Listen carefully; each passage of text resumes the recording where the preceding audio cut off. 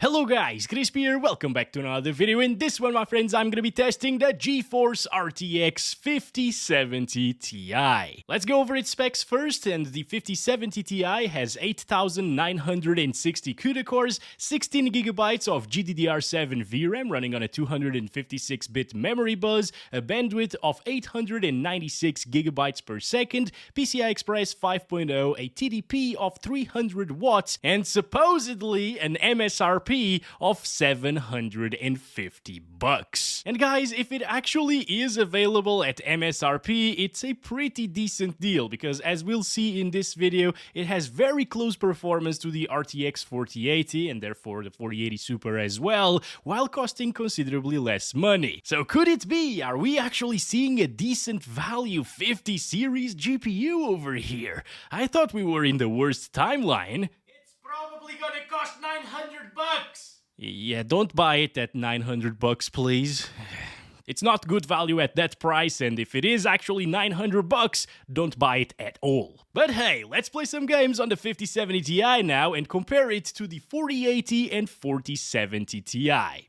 Shall we? And we're starting with Cyberpunk 2077. As usual, we're playing this one at 1440p resolution at the moment with the Ultra settings preset, without resolution scale and without these options enabled, and everything else is on Ultra. Let's start counting our FPS. This is going to be a really smooth experience, guys. I've tested it for a little bit already in Cyberpunk, and wow, it actually gets really close to the RTX 4080 in this game and in many other titles that we'll see here today. It's pretty great, actually. I'm not gonna lie. It provides a very good 1440p experience indeed. Over here, it also gets a little bit more intensive. Also, goodbye, Bob. Oh boy, lots of people protected Bob this time around. I don't like it. Let's get out of the car and get his ass right now. Let's go. Bob! What was that maneuver, by the way? Goodbye, Bob, I said. Also, guys, at the end of the gameplay test, I'll have a graph for you with overclocking results as well. Here in Cyberpunk 2077, I didn't really see a huge improvement, but there were other games where overclocking actually makes quite a big difference. My car is completely wrecked at this point. We need to start over with ray tracing now. So I'm going to utilize the ray tracing Ultra preset now with the transformer model on DLSS, which is also available on 40 series, by the way. DLAA to start this off, ray reconstruction as well, which looks really good. I'll increase the sharpness as well, and that's about it. I'll disable these again, motion blurs and everything, don't want that. And let's try it. And here we have it, guys. I'm gonna start counting our FPS. It looks a lot more shiny, right? And also a lot less smooth. We're getting 50-ish frames per second, unfortunately, but I mean, this is ray tracing. Again, it's extremely intensive. It gets 50 to 60. It's still playable like this, you know, but it's not going to perform well without the LSS's or the super resolution help, you know. Let's go with quality, 40% sharpness again.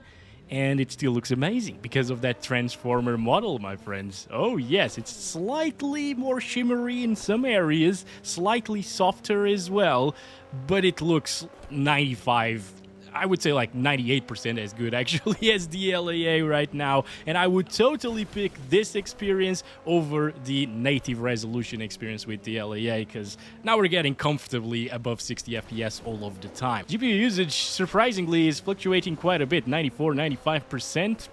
Okay, that's weird.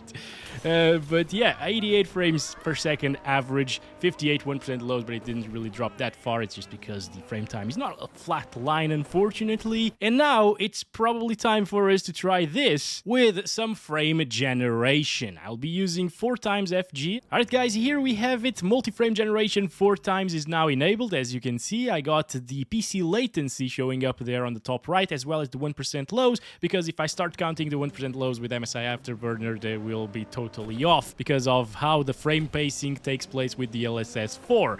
Anyway, moving on, we're getting 200 frames per plus frames per second here, which feels really smooth, obviously, on a very high refresh rate panel. So you can play this game with quality DLSS, of course, but ray tracing ultra and max out a 240Hz monitor, for example, at 1440p, which is actually a very nice pairing for a card like this, in my opinion. And in terms of latency, you can see it's averaging around 40 to 45 milliseconds. Goodbye, Bob!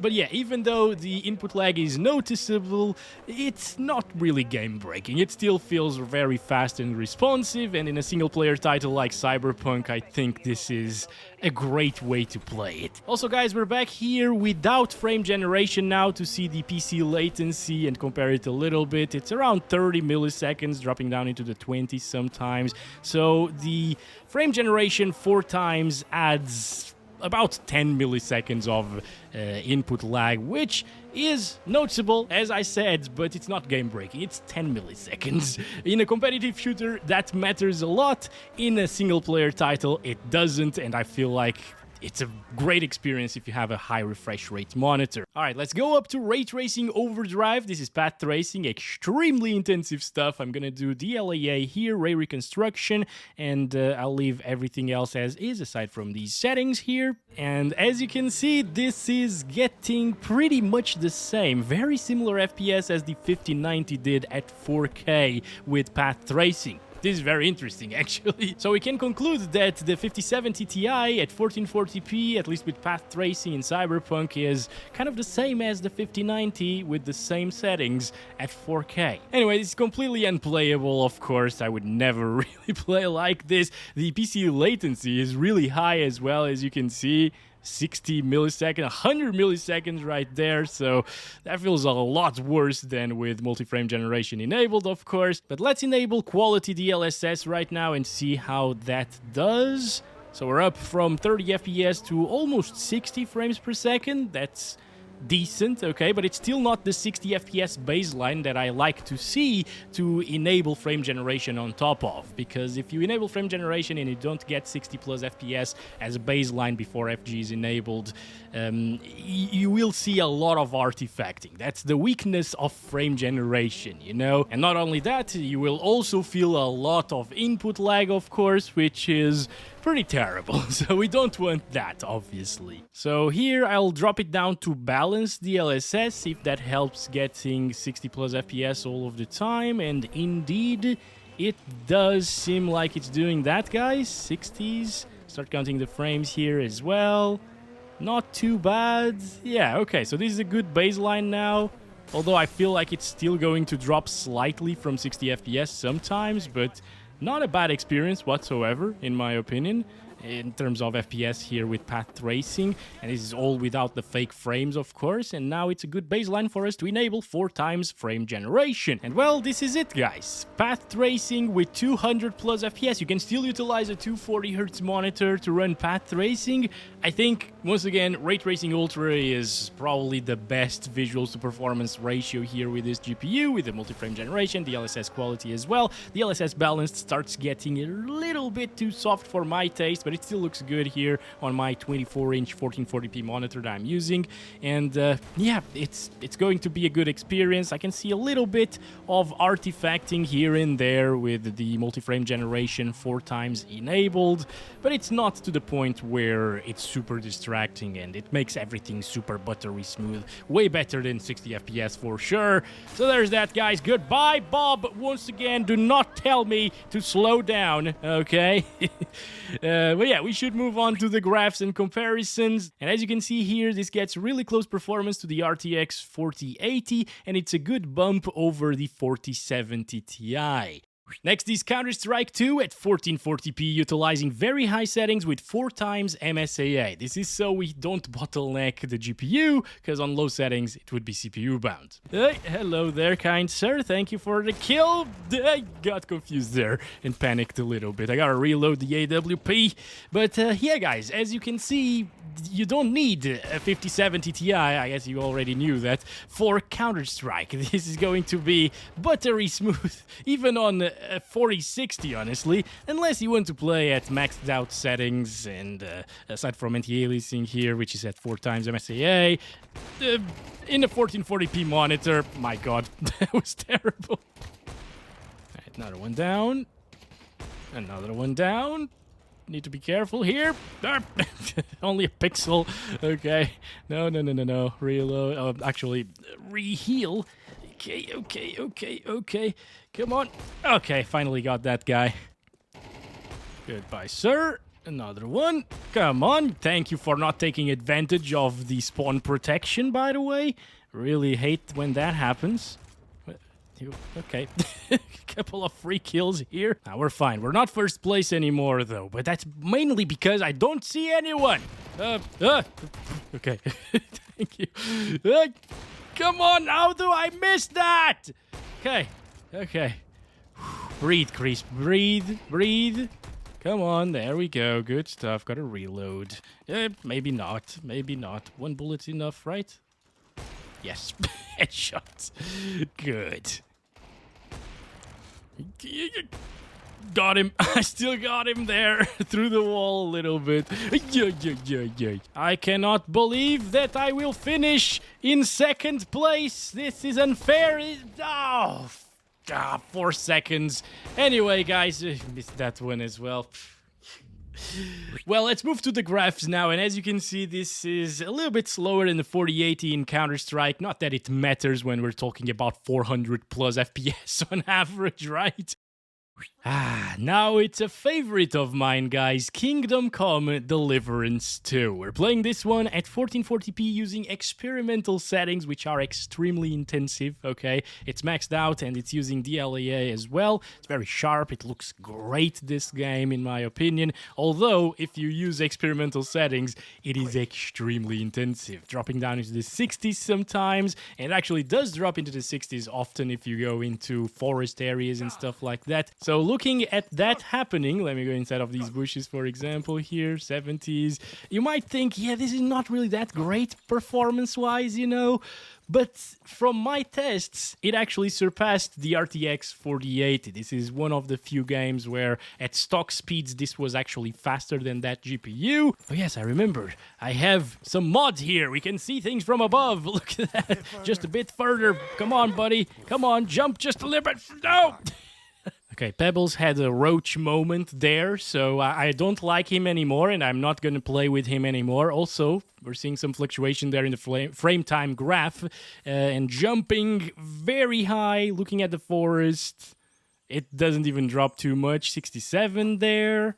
Okay, now I did see it drop from 60 FPS already because I was playing this game with this GPU yesterday, and when I was fighting some bandits, in one of the animations it dropped down to like 57 frames per second. I would strongly recommend you to just lower down the settings to Ultra, because on Ultra settings it looks basically the same and it gets you way higher FPS, like 20 more frames per second, and this way it will never drop from 60. And while taking a look at the graphs now, we can see it's a little bit faster in this particular title than the RTX 4080, although it's pretty much the same experience. You're not going to tell a difference, I think, between 82 or 84 FPS, and the 4070 Ti is way behind, so massive improvement there. Now it's Horizon Forbidden West, very pretty game at 1440p using DLAA and the very high settings, and well, it's yet again a very good experience, really good looking as well, and high refresh rate. It's actually going to perform quite a bit better than what we're seeing here in 95% of the game, because this is the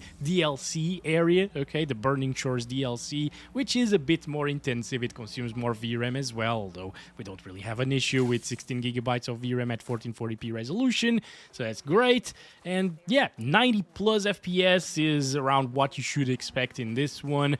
Pretty good frame times as well, although it's a little bit jittery there, but overall the experience is absolutely buttery smooth. You know, there's no major stuttering happening that you can notice, and if you want an even smoother experience, you could, for example, enable frame generation. That's exactly what I'm gonna try right now. The LSS frame generation is turned on. And here we have it with frame generation. You can actually get closer to those 144 frames per second on average. Even here in the Burning Shores DLC, it makes things look slightly softer from what I'm seeing here, okay? I can actually notice that, but you can adjust the sharpening anyway, so yeah, there's no problem with this. And also in terms of input lag, I can notice it's a little bit worse than it was at native resolution, but not to the point where it matters. Once again, baseline FPS were already at 100, so still going to feel pretty responsive this way. So if you prefer that higher refresh rate experience, use FG.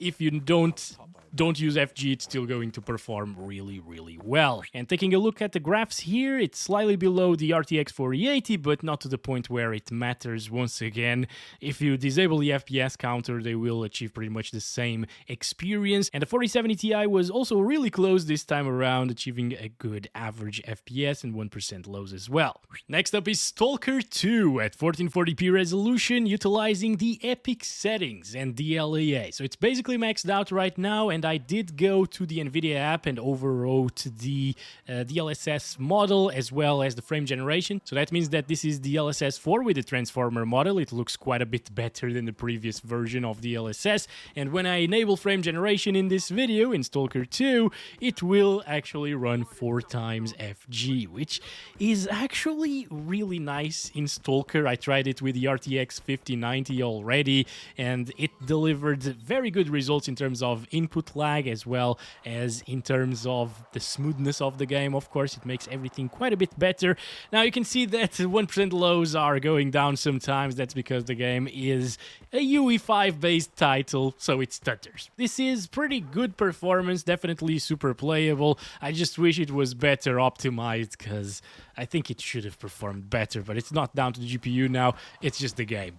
Okay, anyway, let's stop it right there and try that multi-frame generation in this title, which works very well. And here we go, the DLSS frame generation is on over DLAA. All right, I'm not using quality DLSS here, so it's still native with FG on top. And in terms of input lag, it's very similar to what we saw on native, because I wasn't using reflex. If you use reflex on native without FG, that is, you can actually tell a little bit of a difference. But if you don't use reflex and then you enable frame generation, which enables reflex as well, I showed again in the 5090 standalone video that I did for S.T.A.L.K.E.R 2 that the input lag is actually very similar to what we got at native with 70-80 frames per second without frame generation. So this is definitely how I would choose to play this game. I hope I don't die.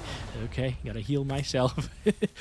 Because this way you can actually take advantage of a high refresh rate monitor. Once again, the game still looks really pretty, and now the experience overall is way smoother than it was without multi-frame generation. I get that some people don't like multi-frame generation and frame gen overall, but sometimes in some games it does improve the experience, at least in my opinion. So there's that. I would enable it in this game. I would play like this actually, and it's a good experience. I'm not going to compare it though to the 4080 and 4070 Ti, because this game has some major stuttering issues because of UE5, so I can never get accurate results from it. Let's move on. Now this one is very well optimized. It's Forza Horizon 5 at 1440p TAA using the extreme settings. And before you hate on TAA, I also hate TAA, but the implementation in this game is very good, okay? And look at that, 170s, 180s at times, 160s. It's around 15% slower than the RTX 5080 just by seeing it over here. It's also a different time of the day, so I can't directly compare it. But in this game, it was way faster than the RTX 4080, as you'll see in the graphs a little bit later. I was very surprised, okay? It was probably the biggest win over that GPU so far. Holy, we're going really fast, guys! 369 kilometers per hour, there we go, big jump over here. 190 sometimes, 169 average. That's amazing. That's just amazing. But you know what else is kind of amazing? That power consumption. In Forza Horizon 5, GPUs don't usually consume as much as they do in other titles, you know. But the power consumption of this card rarely hits TDP, actually. It's usually at 280 watts or something like that. So you're getting great performance for 750 bucks, you know, like 4080 performance, or even better in this case. And you're also not breaking the bank when it comes to the power bills, like with the RTX 5090. Alright, finally we're getting to the city area right now. It's dropping us into the 150s. So it's going to be high refresh rate all the way here in Forza Horizon 5. It should never really drop from like, what, 130 FPS, which might be the minimum, getting out of the tunnel, which is very intensive, by the way. We'll see the first stutter here, as usual. Always happens. And here, yeah, 131 was the absolute minimum at max settings, 1440p. So yeah, this GPU, a high refresh rate 1440p monitor, and Forza Horizon 5 is just great pairing. And here in the graphs, you can see that lead over the RTX 4080 as well as the RTX 4070 Ti. Quite a big jump there. Very impressive stuff. Next up is Battlefield 2042 at 1440p, utilizing ultra settings, no upscaling or ray tracing. Alright guys, just started counting our FPS. It is a buttery smooth experience, 200 plus in this area. It's not going to be 200 plus all of the time. As you can see, as we venture into this vegetation area, like with a little bit of grass and some trees and so on, it starts dropping a little into the 140s and 150s, but it is going to be a high refresh rate experience pretty much all of the time. And that's what I want coming from a Battlefield game, of course. Multiplayer shooter, very important to achieve consistent high FPS, and the 5070 Ti doesn't really have a problem with that. Getting a few kills over here. Let's go. Come on. There we go. Another one down. Should reload this one as well. Wait, my boy just died over there. Where'd you die from, boy? Ah! Okay. No, I went in. Please let me into your vehicle. Ugh. You know what? I decided I will be a useless sniper right now because there's nothing else to do here. We're just gonna inevitably lose this by a lot. Yeah. Come on. There's a guy over there. Okay, maybe I can actually take him out. Nope, not really. There's Jack as well. Robot Jack, always in the other team to ruin our experience, my friends. Can I get this one? Okay, I helped at least. Oh, they're shooting at me. But all right, you get the idea, right? The idea was not to die so much. Come on. Oh, yeah, that was beautiful, actually. I liked it. Come on, dude! If the chopper didn't get in front of you, we're so unlucky in this one. Anyway, it's very smooth. Absolute butter. It's amazing. I like the experience. Now it's another beautiful one, Red Dead Redemption 2 at 1440p resolution, utilizing ultra settings, or basically maxed out settings aside from MSAA actually. And here we're getting 80-ish frames per second, which might not look like a lot once again, but if you use like optimized settings from Hardware Unboxed, for example, or Benchmark King, you can get like 140 FPS. It's insane, the differences, okay? Now, it's still a very playable experience like this, of course, and it will look the best if you increase everything to the maximum, but I would probably lower a couple of settings down to achieve a higher refresh rate experience. Why, Roach? Why? Okay, this is not the way. I am mistaken. I'm sorry, buddy. Let's go. Go. Everything is okay. All right. Can we see Jack in this game, by the way? I'm not sure. It's been a while since we've seen Jack, right? Like, in these 50 series GPUs videos, he's not here for some reason. Maybe that tells you something. Maybe that tells you that these aren't really good value. But I mean, the 5070 Ti actually is pretty decent value. So I'm not sure why Jack isn't showing up here. Wait a second. Hello, Bob. At least Bob is here for us to drag around. He likes it, okay? He sings. He's so happy. He's never as happy as this ever in his life. He lives for this, you know? You could also say the same things about me. I live to kill Bob, but that's my life mission, okay? Bob is a demon. He deserves to go to hell again, and he's usually in these titles ruining optimization. Thankfully, though, in Red Dead Redemption 2, it's a pretty well optimized title, so no worries here. Anyway, 96 FPS average, 74 1% lows, really smooth frame times of course, and nothing to worry about even if you want to run this maxed out. Although, again, for a higher refresh rate experience, you'll need to adjust some things. Now, in terms of how it compares to the 4080 in this game, it's just a little bit slower. It's basically the same experience in the both of them. Next is Alan Wake 2 at 1440p resolution, DLAA using DLSS 4 with the transformer model, okay, and the highest settings aside from ray tracing, which is now turned off. And using these settings at native 1440p, we're getting 60s, guys. Yeah, this game is extremely intensive. Okay, it actually does drop into the 50s as well. So you gotta optimize your settings, you know, if you want a playable experience out of it, or maybe utilize the DLSS, which I would probably do because quality DLSS in this game looks really, really nice, actually. So that's what we're gonna do. I'm gonna use quality DLSS here, which renders the game at 960p, and as you can see, it's now up into the 80s. We gained about 20 FPS or so, and that's a very welcomed improvement in Alan Wake 2, actually. And this is probably how I would end up playing this game, honestly, on the 5070 Ti, because once you start enabling ray tracing and path tracing, FPS just go to hell. And here, well, the game is already very pretty, honestly, so there's no real need to do that. It's already really intensive without it. But if you want all of the bells and whistles in terms of graphics enabled, let's try it out. So I'm gonna set it to the Ray Tracing Ultra preset here, which maxes out ray tracing. Okay, still on the same settings. And let's try it with DLAA first. Yeah, it gets extremely intensive. It's worse than Cyberpunk 2077 with the same settings applied. Path tracing, DLAA, native 1440p. It just gets a really, really rough time doing this. And now I'll show you the worst case scenario for frame generation 4 times, actually. I will enable it. The baseline FPS were at 20s. You can see that the visuals here definitely look like 60 plus FPS now, and it is at 60 plus FPS, what's showing in the monitor, but the input lag is insane. If I bring up my PC latency numbers, as you can see, it's above 100 milliseconds of input lag.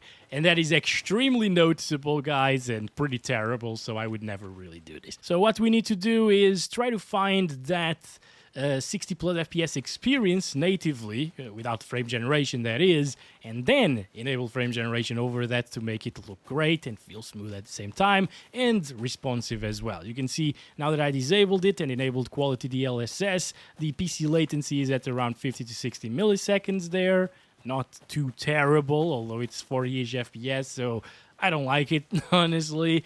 So I wouldn't really play with this either. Let's check out balanced DLSS. This renders the game at 835p and upscales to 1440p. It starts getting a bit too soft for my taste, actually.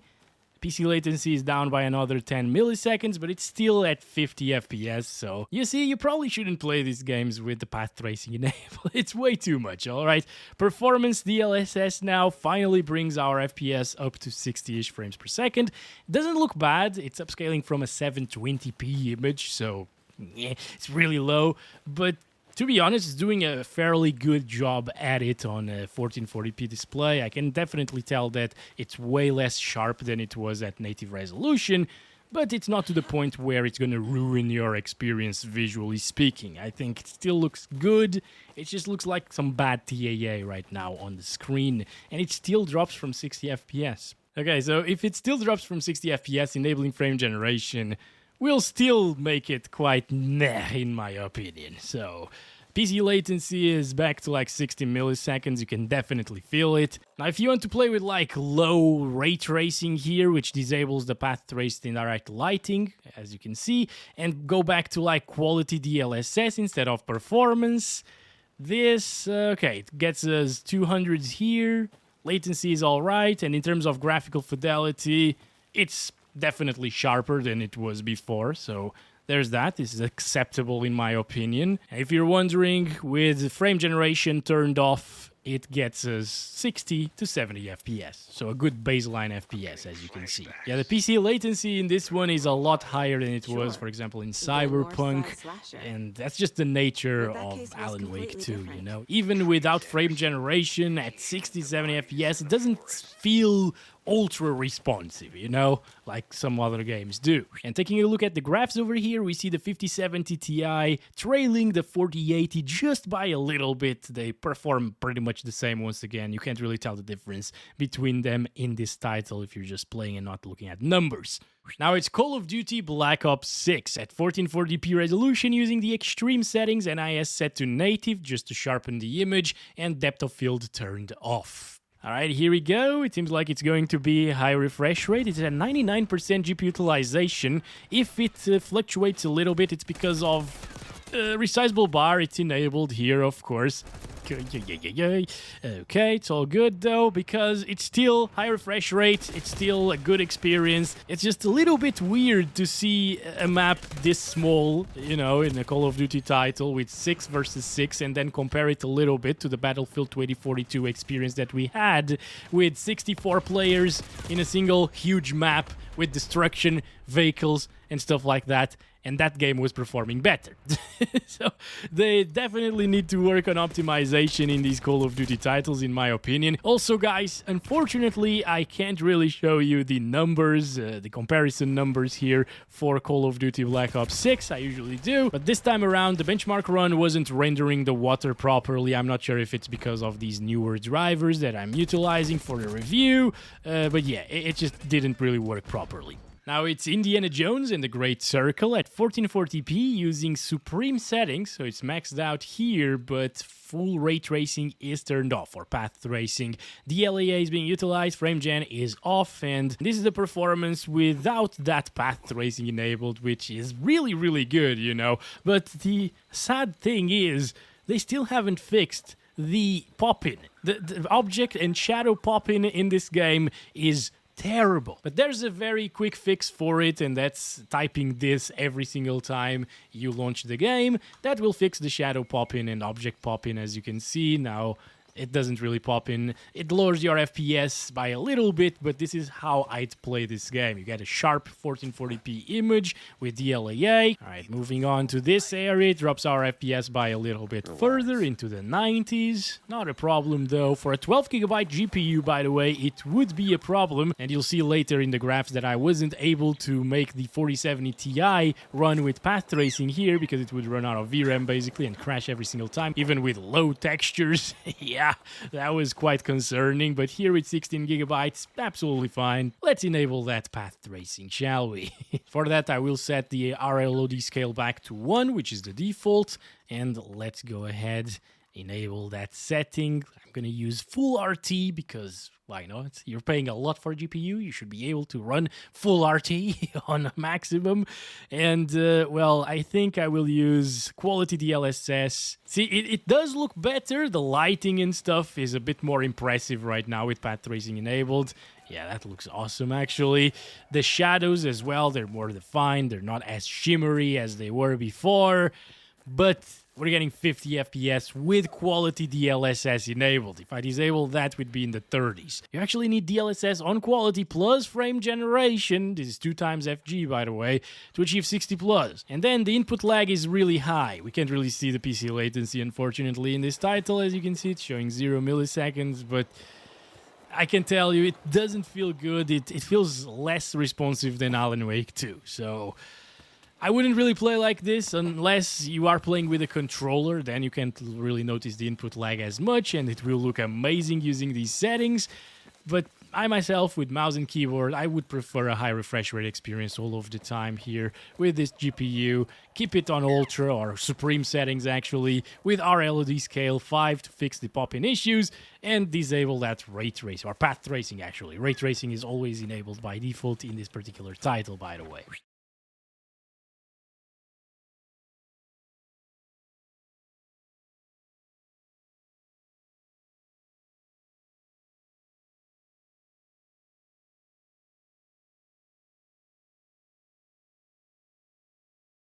Now it's God of War Ragnarok at 1440p using the DLAA and the Ultra settings. So basically it's maxed out at 1440 and it's such a buttery smooth experience, my friends. Look at that frame time. Look at those 1% lows. Look at that average. It's just amazing, isn't it? I mean, this is expected, obviously, coming from a GPU that gets pretty much the same FPS as a 4080. But it's always great to see well-optimized titles. I've been avoiding Black Myth Wukong until now. I think that's the next one. But yeah, like... It's awesome. It's awesome when games come out and they just work. This has no ray tracing and all of that stuff. Maybe that's why it's easy to run and so on. But yeah, it's a high refresh rate experience in a single-player title, which is not even needed without frame generations and DLSS. It's native as well. Over here in the cave, it drops down into the 120s at times. Not bad, 100s sometimes, okay. So it can actually drop quite a bit. But it will always be pretty flawless here in God of War Ragnarok. And in terms of the graphs, you can see that it actually runs a little bit faster in this game than the RTX 4080. Obviously, both of them will deliver a fantastic experience, and you can't really tell them apart once again. But the 5070 Ti was still slightly faster. Back to a UE5 1440p resolution using DLSS at 100%, so it's DLEA, and the cinematic settings without ray tracing. And here, yep, we get 60s, and it will indeed drop from 60 FPS. It's also a little bit of a stuttery mess, even though I have done the benchmark run once already before starting the recording. We still see frame time spikes from time to time. It's just... I would honestly stick to high settings instead of these because it will look good on high and it will perform way, way better. But if you want to know the results maxed out, this is it. It dips into the 50s. It has a lot of stuttering issues. Anyways, I just restarted the game and we're down to high settings now. I will try ray tracing on top of high because on top of cinematic, well, it already was dropping from 60, so what's the point, right? Let's start counting our FPS here, and on high, things should be a lot smoother, and they are, well, kind of, because it still stutters. It is a mess, guys. It brings down our 1% lows into the 50s, even though it's not really dropping from even like 90 frames, but it's annoying. It feels like I'm testing a game that's on beta in terms of its performance. Anyway, instead of dropping into the 50s, we're now in the 100s in this area. This is much more stable. Now, with these FPS, there's no need to drop down the super resolution to play with like DLSS quality. You can just use frame gen if you're not happy with 100 frames per second, and then it's going to be in the 150 FPS to 200 FPS range most of the time, and it looks quite a bit better as well than, for example, DLSS quality plus FG or just DLSS quality alone, because in this game it gets pretty blurry, okay, unless you are at 4K resolution. So this is probably how I'd end up playing this game. This is pretty good. But let's turn off frame generation and enable that full ray tracing on very high. And restart the game as well, because you need to. And well, guys, this is it. We're down into the 40s, 30s when it stutters, but it's very bad of an experience with the ray tracing at native resolution, just like it was with the other titles that I tried on ray tracing at native resolution. So we will need to utilize some DLSS super resolution. I'll set it to quality, which is 67%, and probably frame generation as well, but let me check it out just with quality DLSS. It brings it up into the 70s. So we're seeing around the same FPS, or maybe a little bit higher actually, than what we saw with 1440p native cinematic settings without ray tracing. But now, of course, we're using that path tracing. So it's pretty good if you want better quality lighting and more accurate lighting and stuff, and reflections as well, of course. You can utilize this. It still looks pretty decent. Honestly, I thought the DLSS quality was going to look worse. And if you don't want to drop ever from 60 FPS, just enable frame generation on top of this. And with the baseline of 60 to 70 FPS, input lag is not too bad. It actually feels pretty responsive still. Let me check the input lag numbers actually. Yeah, 40 to 50 milliseconds. Not too bad, you know. It's definitely livable with, again, for a single player title. So if you want ray tracing, I would probably use these settings. But if it was up to me, I'd just stick to high. I also don't have comparisons with other GPUs for this one because of UE5 being a stuttery mess, and it always messes up the 1% lows. Yeah. Another UE5 title, Stutter Night. We're playing at 1440p DirectX 12 using the Epic preset. 100% resolution scale, nanite and lumen are enabled, so it's ray tracing. And hardware ray tracing is also enabled. Very intensive. So the main differences that you're going to see with ray tracing enabled and disabled are in the reflections, and you can see that whenever the objects are off screen, you still got reflections there, but it's extremely demanding, guys, as you can see. Now that doesn't mean that it's unplayable. It's actually getting 60 plus FPS down here in the ground. Wait, there's someone shooting at us. Guy over there. Okay, come on. See, I still am able to do something and kill these bots. Okay, good stuff, but it gets very close to the 60 FPS mark to the point where I'd probably be a little bit concerned. Oh, there's the gold poop, by the way. Yes, very nice to see him. That's Rupert over there. So if you want ray tracing, I would just utilize DLSS on quality. This will keep it look pretty much the same, and well, it gets over 60 FPS all of the time at this point. It shouldn't really drop. DLSS works really well with Fortnite, actually, to the point where quality DLSS looks almost as good as native resolution, especially because the native resolution doesn't have DLAA, so it's a little bit soft with TAA. DLSS, well, yeah, it looks very similar to that. There's a little bit more shimmering on finer edges like that over there, but overall, I would totally take this over the native res experience with the ray tracing enabled or lumen. That's it, guys. You can definitely have a good experience with ray tracing. Not super smooth or like high refresh rate, but it is smooth overall. Now, what I would do is go back to 1440p native resolution with 100% resolution scale and disable the nanite virtualized geometry, which also disables lumen and hardware ray tracing. And now, after restarting the game, we'll see a massive FPS jump. Alright, guys, we're in the ground. Start counting our FPS. Yeah. I can't even talk. Did you ask for a high refresher experience? Well, you don't even need to drop it down to low settings to have that. This on Epic without the ray tracing will do it just fine. Okay, this is definitely not a bot, but we still got rid of him. Good stuff. Now I need to heal myself a little. Okay, I'm fine. I'm hearing more people around here, though. Ooh, that's a nice sword. Where'd he go? Maybe up there? Yes, I think so. There he is. Come on! That's... I did not expect the sword to just destroy the entire ground and stuff. It's so weird. So weird. Okay, I don't know what's going on. There's another guy here. Well, I guess that's good because now we can see a player that actually knows how to play the game. And we can still see the FPS, of course, 200s there. Really nice and smooth. I mean, again, this is now a competitive experience. Yeah, 200s in this area as well, with some vegetation, some leaves flowing. It's a way better experience FPS-wise this way than with Lumen. Stutterman 2 is up next at 1440p DLAA using the ultra settings and no ray tracing. And well, guys, this is it, getting 100 FPS down into the 80s at times. I'm gonna go to a park area with a lot of vegetation, which is going to be more intensive. But if you look at that frame time graph, it is very unstable. The closer you get to 60 FPS, the more unstable it will be. If I start counting our FPS, the 1% lows are already wrecked because, well, it's just an unstable game. At this point in the life of this game, it's been like, what, 2 or 3 weeks since it's come out?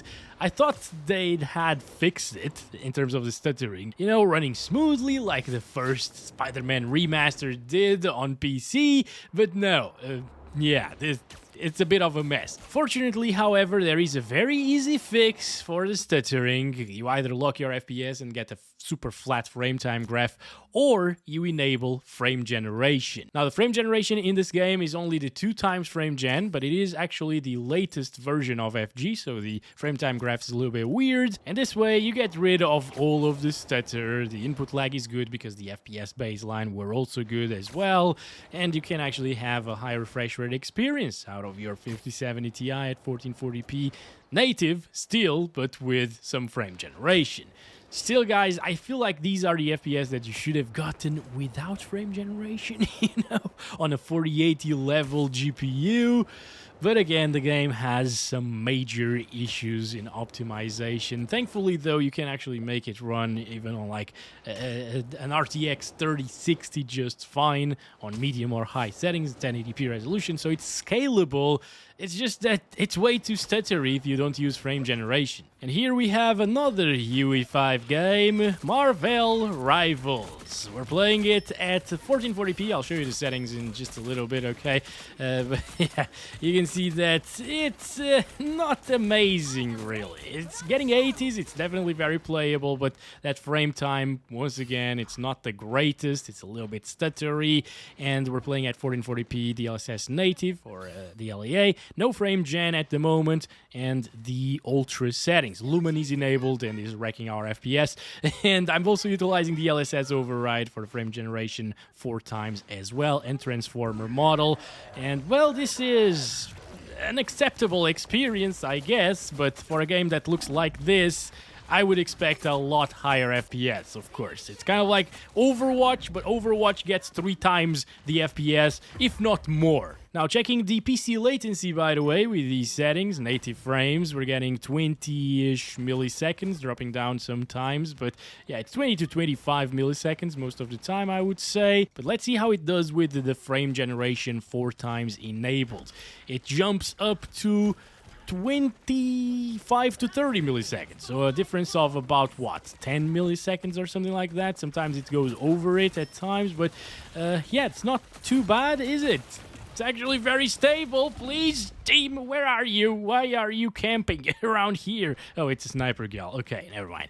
But yeah, in terms of the input lag, I can't notice a difference, honestly. It's 5 milliseconds, but it might actually matter, and it will matter to competitive players out there, of course. So I wouldn't really utilize it, although it's very nice to see 300 FPS. So visually, it's way smoother, but there are better ways to make it a more competitive experience. And those ways are disabling frame generation and playing on low settings, actually lowest settings, because some of these can go a little bit lower. Now guys, this isn't the same map, so we can't really directly compare to what we saw previously on Ultra, but yeah, it's way smoother of an experience, of course, and these are native FPS, okay? So this is definitely the way to go if you want competitive play with your 5070 Ti here in Marvel Rivals. Now, enabling the frame generation bumps things up to 400 FPS.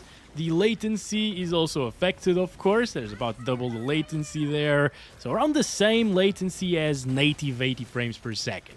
Not as good, obviously, for competitive play. Still feels responsive and snappy, and it's obviously looking smoother. Now, I know the video is already way too long, but I like to do stupid things, so let's do performance DLSS. This is ridiculous now, because it's rendering the game at 720p resolution, if I'm not mistaken, and upscaling to 1440p, and it gets 500 FPS.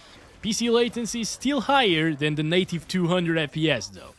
So there's that. And this game is a UE5 title, but it's more consistent, so I'm showing you the graphs here as well. I've taken these in the practice range, so controlled environment, and it was very slightly slower than the RTX 4080 once again. So it is conclusion time, and guys, I gotta say, I'm a little bit surprised with the RTX 5070 Ti's performance. It's a great 1440p gaming GPU, and it's essentially an RTX 4080 for $750.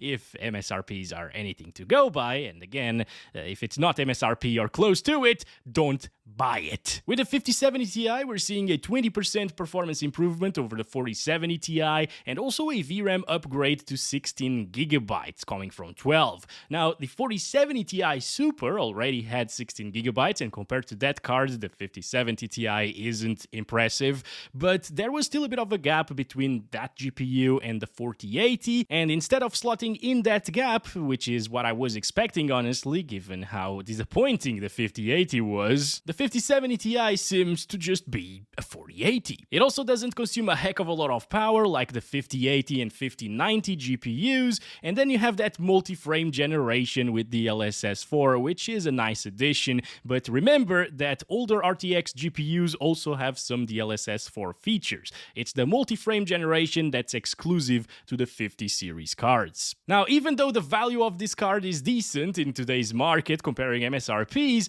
it's still not the huge generational uplift that we saw in most previous generations, unfortunately. The 70-tier GPUs used to be similar in performance to the previous generation's best consumer GPUs, like the 80 Ti's, you know? For example, the 970 had 780 Ti performance, the 1070 had 980 Ti performance, the 3070 had 2080 Ti performance, the 4070 did not have 3090 Ti performance, that had 3080 performance, so we're already seeing a little bit of a downgrade there to the 70 SKU. But the 4070 Ti actually had 3090 Ti performance, but the 5070 Ti does not have 4090 performance, even though Jensen said that the 5070 would have for a 4090 performance. Nope. So historically, it's not impressive whatsoever, and it's actually underwhelming, but in the modern days of the GPU market, well, it's decent value if you're looking for this kind of performance. But again, do not pay over $750. That's where the value comes in, not at $900. And that's been it. Thanks very much for watching this video. I hope you guys enjoyed it, and I'll catch you in the next one very soon. As always, love you all. Bye-bye.